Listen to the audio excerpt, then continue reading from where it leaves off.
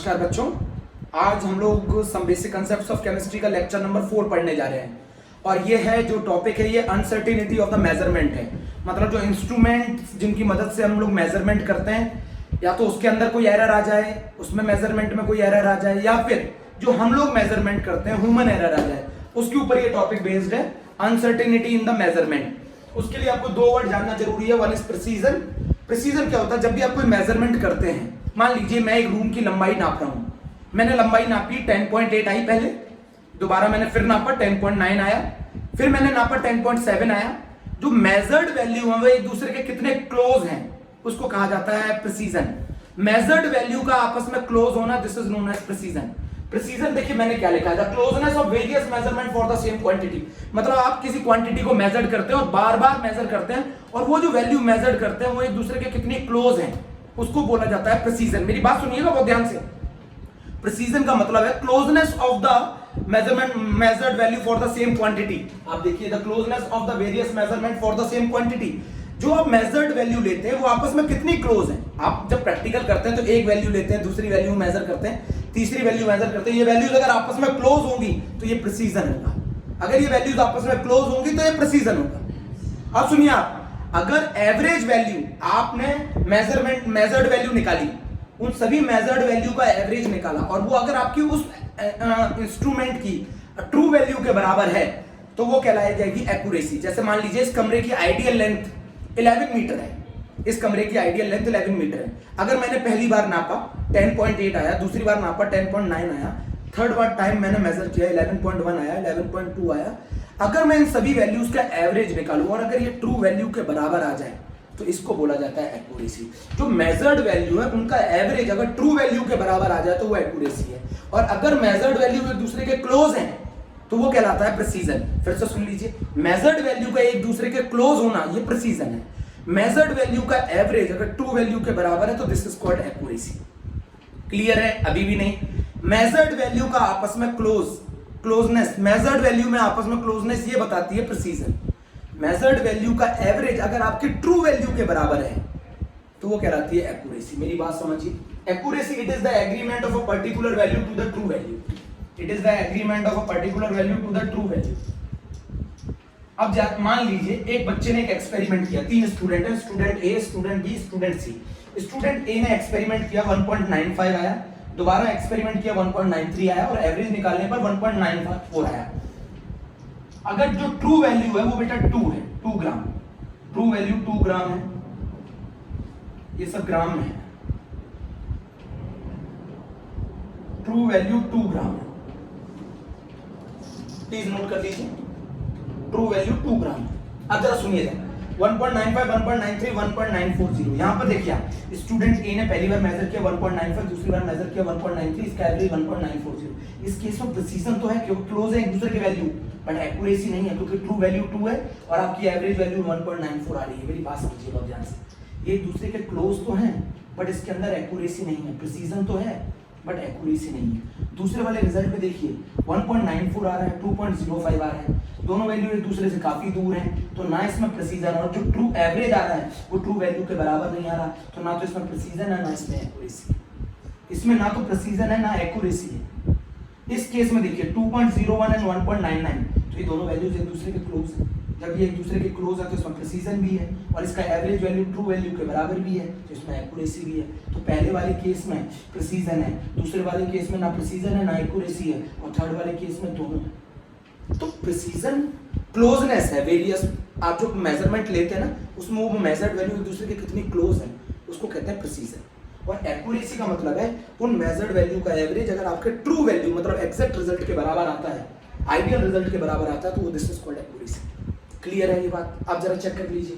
Significant figure क्या कहते हैं मैं बता दूं आपको। किसी भी मेजरमेंट के अंदर, किसी भी मेजरमेंट में वो डिजिट जो नोन विद सर्टेनिटी है, जो बिल्कुल फिक्स है, साथ में एक लास्ट डिजिट जो होगी वो डाउटफुल डिजिट है, उसमें ±1 का एरर आ सकता है। सुन रहे हैं? अगर आप कोई मेजरमेंट लेते हैं उसके अंदर सारी डिजिट नोन विद सर्टेनिटी है, सही है, सिर्फ किस को छोड़कर लास्ट डिजिट को, वो लास्ट डिजिट में ±1 का एरर हुआ, तो लास्ट वाली डिजिट डाउटफुल डिजिट है, बाकी सारी डिजिट सर्टेन डिजिट है। तो ऐसे number all the meaningful digit known with certainty, ये बताते हैं सिग्निफिकेंट फिगर्स। जैसे मान लीजिए एक एग्जांपल समझिए, अगर मैं 11.4 लिखूं 11.4, तो अगर मैं अगली बार नापूं, अगली बार अगर मैं इसको मेजर करूं, तो अगली बार मेजर करने पे ये रिजल्ट 11.3 भी हो सकता है, और अगली बार मेजर करने पे ये रिजल्ट 11.5 भी हो सकता है। तो ये जो 1 और 1 11 डिजिट है, ये दोनों डिजिट सर्टेन है, ये दोनों डिजिट सर्टेन है। ये जो 4 है ना, ये डाउटफुल डिजिट है। तो सिग्निफिकेंट फिगर क्या है? Significant figure all the certain digit plus last doubtful digit का सम है। All the certain digit plus last doubtful digit का सम है। तो एक एनसीईआरटी डेफिनेशन बताती है all the meaningful digit known with certainty, एक सिग्निफिकेंट फिगर में बताता है all the certain digit plus last digit जो होगी वो डाउटफुल होगी, इसमें प्लस माइनस 1 का एरर है। जैसे मान लीजिए 54.446 आ जाए कि ये डिजिट सर्टेन है, ये डिजिट सर्टेन है, ये डिजिट सर्टेन है, ये डिजिट सर्टेन है, बट इस वाली डिजिट में प्लस माइनस 1 का एरर होगा। तो ये तो अगर आप मेजर करेंगे तो रिजल्ट आपका 54.447 भी हो सकता था, और आपका रिजल्ट 54.445 भी हो सकता था। मेरी बात समझ रहे हैं? तो कितनी डिजिट इसमें सर्टेन है? इस मेजरमेंट के अंदर 5 सर्टेन है, 4 सर्टेन है, 4 सर्टेन है, 4 सर्टेन है, ये 6 अनसर्टेन है, ये डाउटफुल डिजिट है। ये अगर आप अगली बार मेजर करेंगे तो ये 5 आ सकता है, अगली बार मेजर करेंगे तो ये 7 आ सकता है। तो सिग्निफिकेंट फिगर हमें बताते क्या है? सिग्निफिकेंट फिगर हमें बताते हैं all the known digit with certainty. सही है, सिग्निफिकेंट फिगर बताते हैं कि कितने सर्टेन डिजिट है plus 1 doubtful digit, last digit doubtful होती है। आप इस चीज को समझने की कोशिश करिए। सिग्निफिकेंट फिगर्स को फाइंड आउट करने के रूल्स होते हैं कुछ। मैंने आपको क्या समझाया वो आपको मैं बता देता हूँ। 11th क्लास के बच्चों को थोड़ा सिग्निफिकेंट फिगर का बेटा क्वेश्चन जो आया है वो जी एडवांस में आया है 2014। आपको लग रहा होगा छोटा सा टॉपिक है, बट इंपॉर्टेंट टॉपिक है, मैं आपको बता देता हूँ। अगर आप जब कोई मेजरमेंट आप करते हैं, उस मेजरमेंट के अंदर आप बहुत सारे वैल्यूज लेते हैं ना, मेजर्ड वैल्यू एक्सपेरिमेंट करते हैं। एक्सपेरिमेंट 1 में पहली वैल्यू ले ली, दूसरी ली, तीसरी वैल्यू मेजर करी, और वो वैल्यूज अगर क्लोज आ जाती हैं तो वो कहलाता है प्रिसीजन। उन वैल्यूज का एवरेज अगर आपकी ट्रू वैल्यू के बराबर है तो वो कहलाता है एक्यूरेसी। किसी भी मेजरमेंट के अंदर अगर हम सिग्निफिकेंट फिगर हमें क्या बताते हैं? सिग्निफिकेंट फिगर बताते हैं all the digit known with certainty plus जो उसमें लास्ट डिजिट होगी वो डाउटफुल डिजिट होगी, उसमें अनसर्टेनिटी होगी प्लस माइनस 1 की। जैसे मैंने आपको एग्जांपल दिया 11.4 11.4 में 11 जो है ये सर्टेन डिजिट्स हैं, 4 जो है ये अनसर्टेन है, इसमें डाउटफुल डिजिट है, ये लास्ट डिजिट ये डाउटफुल डिजिट है। तो हमें सिग्निफिकेंट फिगर यही बताते हैं कि कितनी digit all the digits are certain except last digit जो कि कैसी होती है? डाउटफुल होती है। तो सिग्निफिकेंट फिगर्स को फाइंड आउट करने के रूल क्या है? तो सिग्निफिकेंट फिगर्स को फाइंड आउट करने के रूल क्या है? कुछ रूल बनाएंगे किसको मेजर करने के बेटा? सिग्निफिकेंट फिगर को। तो बहुत आसान डेफिनेशन है, स्कूल लेवल में पूछी जाती है। What do you mean by the precision? What do you mean by the accuracy? तो प्रिसीजन का मतलब होता है closeness, closeness of the various measurement for the same quantity. Accuracy का मतलब it is the agreement of a particular value to the true value. Significant figure all the meaningful digit known with certainty, और इसके अंदर सारी digit certain होती है, last digit doubtful होती है सिग्निफिकेंट फिगर्स के अंदर। क्लियर हो गई? अब रूल क्या है? रूल पूछे नहीं जाते हैं, इनको समझना है। रूल नंबर 1 बहुत आसान है, all non zero digit are significant. All non zero digit are significant, सारी नॉन जीरो डिजिट सिग्निफिकेंट होती है। आप बोलेंगे समझाइए सर कैसे? जैसे 123 है, कितने सिग्निफिकेंट फिगर है? 3। 1256 है, कितने सिग्निफिकेंट फिगर है? 4। तो पहला रूल तो बड़ा आसान है। रूल 2 कहता है all know the zero between, जो जीरो बीच में आएगा, the zero between non zero digit, the zero between non zero digit is significant. जो जीरो नॉन जीरो डिजिट के बीच में आएगा वो भी सिग्निफिकेंट होगा जाएगा। आप बोलेंगे कैसे? मैं समझाता हूँ। 1023, तो ये जीरो सिग्निफिकेंट है, तो बताइए इस बार सिग्निफिकेंट फिगर कितने हो गए? 4 हो गए। 1023, बात मेरी समझ में आई ना? 1023 4 सिग्निफिकेंट फिगर हो गए। Rule 3 is important. जो जीरो, फिर से मैं सुन रहे हैं, जो जीरो नॉन जीरो डिजिट से पहले आएगा, जो जीरो नॉन जीरो डिजिट से पहले आएगा, तो जो जीरो नॉन जीरो डिजिट से पहले आएगा उसको रिप्रेजेंट करने का तरीका डेसिमल लगा के, वो डिजिट नॉन सिग्निफिकेंट बोली जाती है। जैसे आप बोलेंगे कैसे? जो जीरो नॉन जीरो डिजिट से पहले आएगा, जैसे मैंने लिख दिया 23 0.00, ये दोनों सिग्निफिकेंट नहीं होंगे, ये नॉन सिग्निफिकेंट हैं। बेटा रूल नहीं पूछे जाते, आपको समझना है। जो जीरो नॉन जीरो डिजिट से पहले आएगा उसको रिप्रेजेंट करने के लिए डेसिमल लगाया जाएगा, वो नॉन सिग्निफिकेंट होते हैं। सुना? पहला रूल क्या कहता है? All the non zero digit are significant. दूसरा रूल क्या कहता है? The zero between the non zero digit are significant. तीसरा रूल कहता है जो जीरो नॉन जीरो डिजिट से पहले आएंगे, सही है, वो सारे नॉन सिग्निफिकेंट होंगे। अब जो फोर्थ रूल, जो जीरो नॉन जीरो डिजिट के राइट में आएंगे, बाद में आएंगे, उसमें दो केसेस हैं। जो जीरो नॉन जीरो डिजिट के बाद में, नॉन जीरो डिजिट के बाद में, जो जीरो नॉन जीरो डिजिट के बाद में,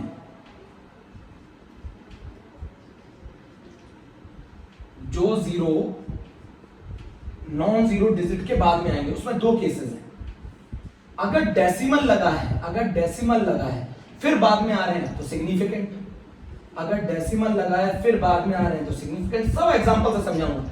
पर अगर डेसिमल नहीं लगा है, विदाउट डेसिमल है, अगर विदाउट डेसिमल है तो नॉन सिग्निफिकेंट। बहुत आसान है, बहुत आसान। फिर समझ लीजिए, एक बार और समझ लीजिए बच्चों, क्या रूल बता रहा हूं मैं। सारी नॉन जीरो डिजिट सिग्निफिकेंट होती है, बिल्कुल है। आप बोलेंगे 123 और नॉन जीरो डिजिट 1 2 5 6 4, ठीक है, इसमें 3 इसमें 4। जो जीरो नॉन जीरो डिजिट के बीच में आएंगे, जैसे ये आ गया, ये सिग्निफिकेंट है। जैसे एक और एग्जांपल ले लेते हैं, 8008, तो ये दो नॉन जीरो डिजिट के बीच में जीरो, इसमें 4 सिग्निफिकेंट। जो जीरो नॉन जीरो डिजिट से पहले आएंगे, नॉन जीरो डिजिट से पहले आएंगे जो जीरो, उनको रिप्रेजेंट करने का तरीका होता है डेसिमल लगा के, तो वो नॉन सिग्निफिकेंट है। अगर जो जीरो नॉन जीरो डिजिट के बाद में आएंगे, उसमें दो केसेस हैं। अगर डेसिमल होगा तो सिग्निफिकेंट है, विदाउट डेसिमल है तो नॉन सिग्निफिकेंट है। जैसे अगर मैं बात करूं 1.00, तो ये नॉन जीरो डिजिट के बाद में आ रहे हैं ना, तो ये बताओ इसमें कितने सिग्निफिकेंट फिगर आते हैं। अगर मैं लिख दूं 1.000, तो कितने सिग्निफिकेंट फिगर हैं? 4। अगर मैं नॉन जीरो डिजिट में डेसिमल नहीं लगाऊं तो इसमें एक सिग्निफिकेंट फिगर है। अगर मैंने 1000 लिख लिया तो इसमें भी एक सिग्निफिकेंट फिगर है। ये नॉन सिग्निफिकेंट है, ये नॉन सिग्निफिकेंट है, ये सिग्निफिकेंट है, ये सिग्निफिकेंट है। तो जो जीरो नॉन जीरो डिजिट के बाद में आएगा, अगर वो डेसिमल लगा है तो वो सिग्निफिकेंट है, डेसिमल नहीं लगा है तो नॉन सिग्निफिकेंट है। कितने आसान रूल है ना। All the non zero digit are significant. सारी नॉन जीरो डिजिट सिग्निफिकेंट होती हैं। जो जीरो नॉन जीरो डिजिट के बीच में लाया करेगा वो भी सिग्निफिकेंट होता है। जो जीरो नॉन जीरो डिजिट से पहले आएगा वो नॉन सिग्निफिकेंट होते हैं। जो जीरो नॉन जीरो डिजिट के बाद में आएगा, अगर डेसिमल लगा के बाद में आएगा तो सिग्निफिकेंट है, डेसिमल लगा के नहीं आएगा तो नॉन सिग्निफिकेंट है। बहुत आसान है, बहुत। कितने रूल लिख लिए प्यारे बच्चों? 4।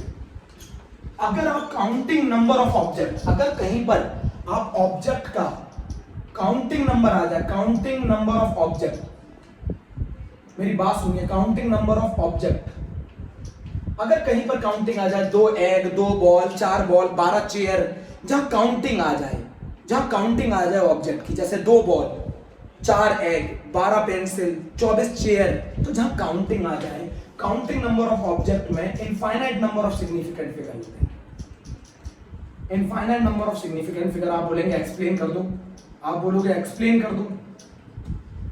Infinite number of significant figure होते हैं।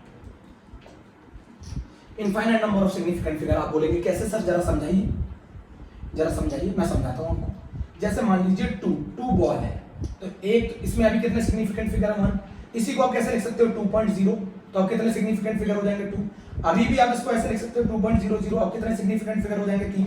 अब आप इसको ऐसे लिख सकते हो तो कितने सिग्निफिकेंट फिगर हो जाएंगे? 4। तो जहां पर भी काउंटिंग नंबर ऑफ ऑब्जेक्ट आ जाए, जहां काउंटिंग आ जाए ऑब्जेक्ट की, वहां पर आपको infinite number of significant figures होते हैं। इस बात का ध्यान रखना है, एनसीईआरटी का रूल है। अब कितने रूल हो गए बेटा? ये 5th रूल हो गया। 6th रूल जो कहता है, 6th रूल जो बच्चों कहता है, वो ये कहता है कि अगर किसी को साइंटिफिक, अगर किसी नंबर को साइंटिफिक नोटेशन से एक्सप्रेस किया जाएगा, अगर किसी को साइंटिफिक नोटेशन से एक्सप्रेस किया जाएगा, अगर किसी नंबर को साइंटिफिक नोटेशन से एक्सप्रेस किया जाएगा, तो उसमें ऑल डिजिट सिग्निफिकेंट होंगे। All digit are significant. आप बोलेंगे कैसे, जरा ये भी समझाओ। बहुत आसान है। 4.02 × 10 की पावर 3, तो ये आपने साइंटिफिक नोटेशन से एक्सप्रेस कर दिया ना। कितने सिग्निफिकेंट फिगर? 3। आपने कर दिया 1.003 × 10 की पावर 4, कितने सिग्निफिकेंट फिगर है? 4। 6 रूल है। All non zero digit are significant. जो जीरो नॉन जीरो डिजिट के बीच में आएंगे वो भी सिग्निफिकेंट। जो जीरो नॉन जीरो डिजिट से पहले आएंगे वो नॉन सिग्निफिकेंट। जो जीरो नॉन जीरो डिजिट के बाद में आएंगे विद डेसिमल आएंगे सिग्निफिकेंट, विदाउट डेसिमल आएंगे नॉन सिग्निफिकेंट। किसी अगर कोई काउंटिंग नंबर ऑफ ऑब्जेक्ट आ जाए तो उसके अंदर हमारे इनफाइनाइट नंबर ऑफ सिग्निफिकेंट, और किसी नंबर को अगर हम सिग्निफिकेंट फिगर से एक्सप्रेस कर दें, साइंटिफिक नोटेशन से एक्सप्रेस कर दें, तो उसके अंदर वो जितने अगर हम किसी को साइंटिफिक नोटेशन के टर्म्स में एक्सप्रेस कर दें तो ऑल डिजिट आर सिग्निफिकेंट।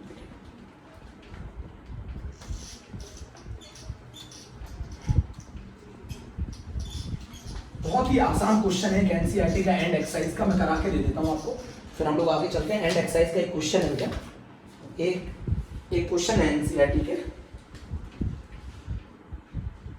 सबसे पहला क्वेश्चन है, आपको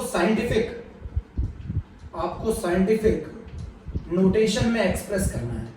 याद है कि नहीं, पिछले टर्म ही पढ़ाया है प्यारे बच्चों, पिछले टर्म ही पढ़ाया है प्यारे बच्चों, n × 10⁻n के टर्म्स में एक्सप्रेस करना होता है। एनसीईआरटी का क्वेश्चन है 1.17, सारे क्वेश्चन कराऊंगा 1 to 1, आप बस ध्यान रखिएगा। 0.048, 234,000, मैंने बोला था लेफ्ट में मूव करेंगे ना तो प्लस आती है 500.0, 6.0012। बहुत आसान क्वेश्चन है, साइंटिफिक नोटेशन के टर्म्स में एक्सप्रेस करना है। 0 ऐसे मूव कराएंगे, इसके इसमें ऐसे मूव कराएंगे, इसके इसमें ऐसे मूव कराएंगे, इसके इसमें ऐसे मूव कराएंगे, तो इसको क्या लिख सकते हैं बताओ? 1 2 3 डिजिट के बाद आना ना, 4.8 × 10⁻³ 3, 4.8 × 10⁻³ जो n होना चाहिए वो 1 से लेकर 10 के बीच में होना चाहिए ना, तो ये आ रहा है 4.8 × 10⁻³ 1 2 3 4 5। तो बताओ ये 0 कैसे ऐसे मूव कर रहा है, तो ऐसे मूव करेगा तो प्लस, ऐसे मूव करेगा तो माइनस, तो ये आ जाएगा 2.34 × 10⁵ कर लोगे ना। अगला बोलो 8.008 × 10⁻³, अगला बोलो 5.0 × 10⁻², अगला बोलो 6.0012 × 10⁻0। पहला क्वेश्चन हो गया एनसीईआरटी 1.17, आपने इनको साइंटिफिक नोटेशन के टर्म्स में एक्सप्रेस कर दिया है। अगला एनसीईआरटी का क्वेश्चन है 1.19, नंबर ऑफ सिग्निफिकेंट फिगर्स पूछ रहा है, नंबर ऑफ सिग्निफिकेंट फिगर पूछ रहा है। सब बताऊंगा, एक एक करके सब बताऊंगा। नंबर ऑफ सिग्निफिकेंट फिगर पूछ रहा है 0.0025, 208, 5005, 126,000, 500.0, 2.0034। अब मेरी बात सुन लीजिए बहुत ध्यान से। इसमें कितने सिग्निफिकेंट फिगर हैं? 2। इसमें कितने सिग्निफिकेंट फिगर हैं? 3। इसमें कितने हैं? 4। इसमें कितने हैं? 3। इसमें कितने हैं? 4। इसमें कितने हैं? 5। हो गया question number of significant figures का। मेरे प्यारे बच्चों, नंबर ऑफ सिग्निफिकेंट फिगर्स का क्वेश्चन हो गया। अब हम अगला टॉपिक पढ़ रहे हैं राउंडिंग ऑफ।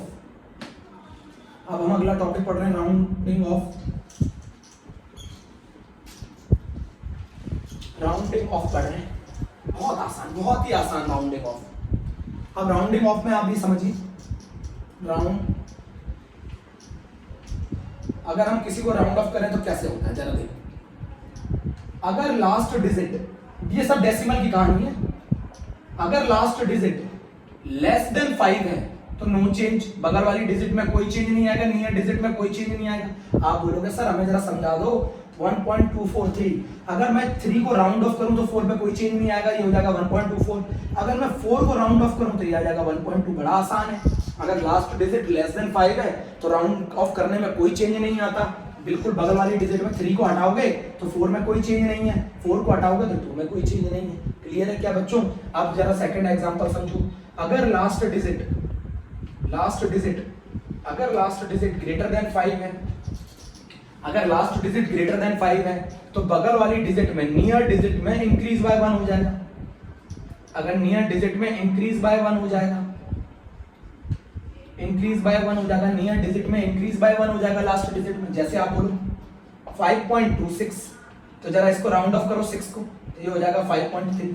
आपको अगर मैं लिख दूं 5.389, तो 9 को अगर राउंड ऑफ करोगे तो बगल वाले में आ जाएगा 5.39।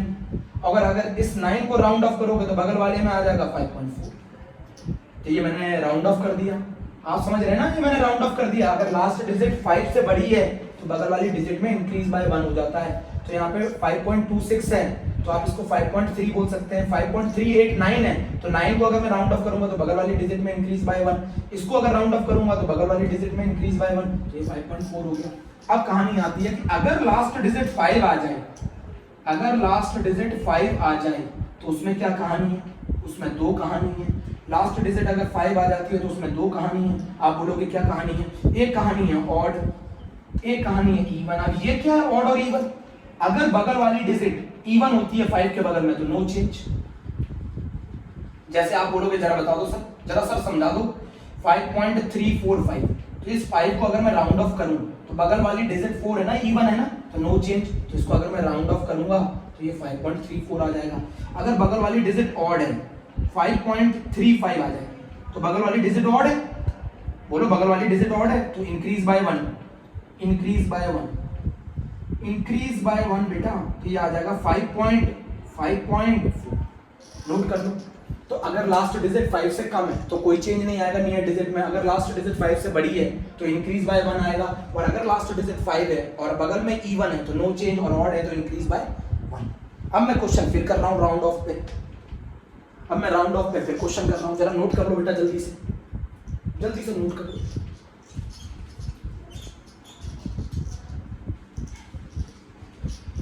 बहुत आसान क्वेश्चन है। अब मैं राउंड ऑफ के ऊपर फिर क्वेश्चन कर रहा हूं। अब मुझे इनको 3 सिग्निफिकेंट फिगर्स तक राउंड ऑफ करना है बेटा, मुझे 3 सिग्निफिकेंट फिगर्स तक राउंड ऑफ करना है, 3 सिग्निफिकेंट फिगर्स तक राउंड ऑफ करना है। तो जैसे मैंने 34.216 ले लिया पहला, 10.4107 ले लिया दूसरा, 0.0004597 ले लिया तीसरा, और 2808 चौथा। अब जरा मुझे एक चीज बताइए, 3 सिग्निफिकेंट फिगर्स तक राउंड ऑफ करना है, तो 6 को अगर हटाओगे, राउंड ऑफ करोगे 6 को, तो बताओ इंक्रीज बाय 1, तो ये बन जाएगा पहले 34.22, 2 को राउंड ऑफ करोगे तो ये बन जाएगा 34. जरा बताओ 6 को राउंड ऑफ करोगे तो इंक्रीज बाय 1 34.22, 2 को राउंड ऑफ करोगे तो कोई चेंज नहीं, कितने सिग्निफिकेंट फिगर आ गए 3। जरा 7 को राउंड ऑफ करो तो कितना आ जाएगा 10.414, 7 को राउंड ऑफ करेगा इंक्रीज बाय 1, फिर 1 को राउंड ऑफ करोगे कोई चेंज नहीं, फिर क्या बन जाएगा 10.41, फिर 1 को राउंड ऑफ करोगे कोई चेंज नहीं 10.4, कितना सिग्निफिकेंट फिगर में 3। अब जरा 7 को राउंड ऑफ करो तो इंक्रीज बाय 1, तो इंक्रीज बाय 1 क्या हो जाएगा बोलो 0.0, इंक्रीज बाय 1 9 और 1 10, तो ये बन जाएगा 0.0460, 0. बेटा 7 इसमें एक इंक्रीज बाय 1, तो 9 और 1 10, 10 की carry 1, 0.0460, how many significant figure 3। बेटा ये वाला 0 सिग्निफिकेंट माना जाएगा ना, डेसिमल में आने के बाद राइट में जो 0 आता है सिग्निफिकेंट होता है। अब ये वाली बच्चे जल्दीबाजी में गड़बड़ कर देते हैं, 2808, इसको रुपए से समझो, अगर मैं आपको 2808 रुपए दूं तो आप इसे राउंड ऑफ करोगे, बहुत सारे बच्चे इसको राउंड ऑफ करके क्या लिख देते हैं 281, अरे ऐसा कैसे संभव है, मैं आपको 2808 रुपीस दे रहा हूं और मैं आपसे बोल रहा हूं राउंड ऑफ कर दो, तो आप मुझे 281 देंगे, अरे इसका आंसर नहीं है। इसको अगर मैं राउंड ऑफ करूंगा तो ये इंक्रीज बाय 1 2810, जो मैंने रूल बताया था वो डेसिमल में थे, इसमें 2810 होगा इसका आंसर। अगर मैं 2808, कॉमन सेंस लगा के देखो, अगर मैं आपको 2808 रुपए दूं तो आप क्या बोलोगे, इसे राउंड ऑफ कर दो 2810 रुपए दे दो, तो 2810 इसका आंसर होगा, सही है 2810 इसका आंसर होगा। अब बट हमें इसको सिग्निफिकेंट फिगर्स में राउंड ऑफ करना है, तो इसको कितने सिग्निफिकेंट फिगर्स में आंसर आना चाहिए, तो इसमें बताओ कितने सिग्निफिकेंट फिगर्स आएंगे, 3 सिग्निफिकेंट फिगर्स आएंगे, 281 तक इसका आंसर आप लिख सकते हैं। वैसे इसको अगर आप राउंड ऑफ करेंगे तो 2810 आएगा, बोलो 2810, तो ये 0 तो सिग्निफिकेंट होता ही नहीं, आंसर आ जाती है, ये 0 तो सिग्निफिकेंट होता ही नहीं है ना, ये 0 तो सिग्निफिकेंट होता ही नहीं है।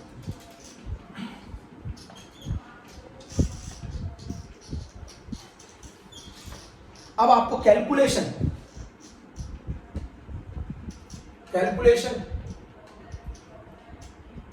इन्वॉल्विंग सिग्निफिकेंट फिगर, अब इसमें पहली आ जाती है एडिशन और सब्ट्रैक्शन, और दूसरी आ जाती है मल्टीप्लिकेशन एंड डिवीजन। बहुत आसान है, मैं एक ही लाइन से बताऊंगा। एक आती है एडिशन एंड सब्ट्रैक्शन, दोनों में पहली बात तो लिख लो मिनिमम, दोनों में लिख लो पहले मिनिमम, ये दिख नहीं रहा होगा आपको कलर, दोनों में लिख लो मिनिमम, दोनों में लिख लिया ना मिनिमम, किसी में मैक्सिमम। इसमें जो आंसर आना चाहिए वो minimum number of decimal places में आना चाहिए, मतलब जिन डिजिट को आप ऐड और सब्ट्रैक्ट कर रहे हो उन डिजिट में जिसमें सबसे कम डेसिमल प्लेसेस होंगी उतने में आंसर आना चाहिए। मान लीजिए किसी में 1 डेसिमल प्लेस है, एक में 2 डेसिमल प्लेस है, एक में 3 डेसिमल प्लेस है, तो जो फाइनल आंसर आएगा उसमें 1 डेसिमल प्लेसेस में आना चाहिए, minimum number of significant figure में आना चाहिए। जिन 2 डिजिट को आप मल्टीप्लाई या डिवाइड कर रहे हो उनमें चेक करो किसमें minimum number of significant figure है, तो फाइनल आंसर भी उतने सिग्निफिकेंट फिगर में रिपोर्ट करना चाहिए, ये रूल है भाई। एक में 3 सिग्निफिकेंट फिगर है, एक में 4 सिग्निफिकेंट फिगर है, मल्टीप्लाई करो तो जो फाइनल आंसर आना चाहिए वो 3 सिग्निफिकेंट फिगर में आएगा। आप बोलेंगे कैसे लेकर आएंगे, सहारा लेना पड़ेगा आपको राउंड ऑफ का, राउंडिंग ऑफ का आपको सहारा लेना पड़ेगा बच्चों। तो एडिशन और सब्ट्रैक्शन में final result minimum number of decimal places में आना चाहिए, मल्टीप्लिकेशन और डिवीजन में final result minimum number of significant figure में आना चाहिए। आप बोलोगे क्वेश्चन करके बताओ, मैं बता रहा हूं क्वेश्चन, मैं क्वेश्चन बता रहा हूं, एनसीईआरटी से आपको समझाने की कोशिश करता हूं बेटा, मैं एनसीईआरटी से आपको समझाने की कोशिश करता हूं। जैसे मेरा एक क्वेश्चन है,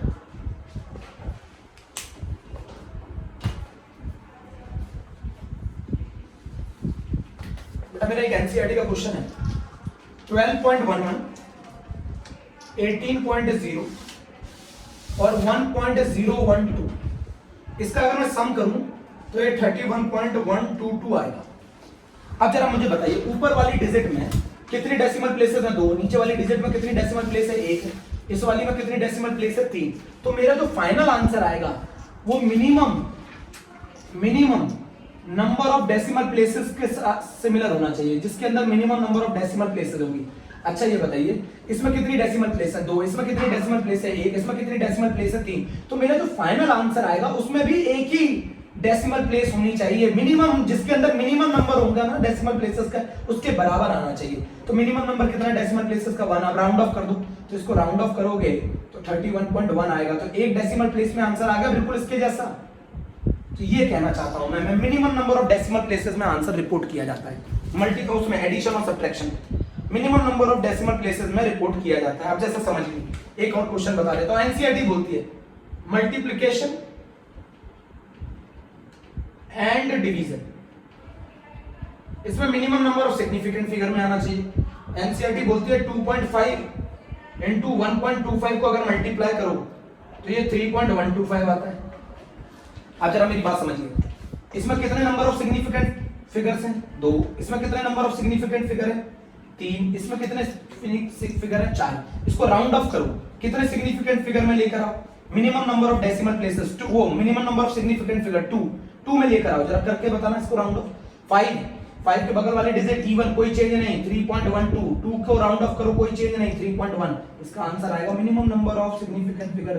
तो जितने इन दोनों में जिसके पास minimum number of significant figure होंगे, फाइनल आंसर भी उतने ही minimum number of significant figure में आएगा। तो इसमें 2 सिग्निफिकेंट फिगर है, इसमें 3 है, तो फाइनल आंसर के अंदर भी 2 सिग्निफिकेंट फिगर होंगे। इसमें जिसके अंदर इसमें minimum number of decimal place 1 है, तो फाइनल वाले आंसर में भी minimum number of decimal place 1 ही होनी चाहिए। तो हमने यहाँ पर रूल पढ़ लिए हैं, मल्टीप्लिकेशन, डिवीजन, सही है, how to find out the significant figure, precision क्या होता है, एक्यूरेसी क्या होता है। आपको स्कूल लेवल पर एक क्वेश्चन कंफर्म मिलना है, स्कूल लेवल पर आपको एक क्वेश्चन इसका कंफर्म मिलना है बेटा, 100%। बाकी मैं आप लोगों को डायमेंशनल एनालिसिस पढ़ा चुका हूं लास्ट टर्म पर। अब हम लोग केमिस्ट्री को चालू करेंगे, अगले टर्म से लॉज ऑफ केमिकल कॉम्बिनेशन से हम लोग टॉपिक स्टार्ट करेंगे। Then we start a very good topic, mole concept. Thank you बच्चों।